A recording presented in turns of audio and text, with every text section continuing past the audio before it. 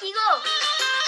ছি বাবা, মা মারা গেছে বলে এই বয়সে ছেলে বৌমা থাকতে তুমি আর একটা বিয়ে করে আসলে। তোরা তো আমাকে দেখিস না, এই বয়সে আমাকে কে দেখবে? এবার তোমার একটা সৎ ভাই হবে, তারপরে এই সব কিছুর ভাগ হবে। আমি বাবা এই বাড়িতে আর থাকবো না। বিলকি দাঁড়াও বাবা, তুমি এক্ষুনি ওকে বিদায় করো।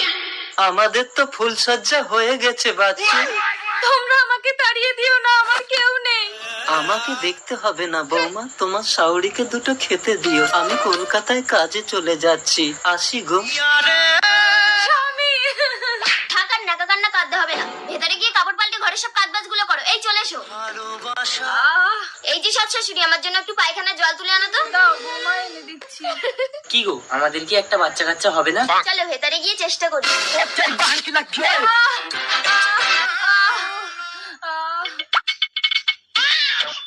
ছেলে হয়েছে, কিন্তু দুঃখিত বাচ্চার মাকে বাঁচানো যায়নি।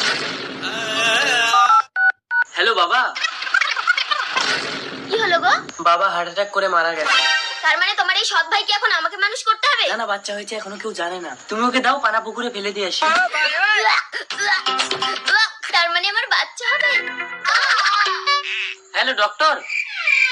সরি বাচ্চুদা, আপনার স্ত্রী মরা বাচ্চার জন্ম দিয়েছে। মিল্কি। স্বামী, যে জীবন্ত বাচ্চাটাকে তোমরা পানা পুকুরে ফেলে দিয়েছিলে, এটাই সেই বাচ্চা।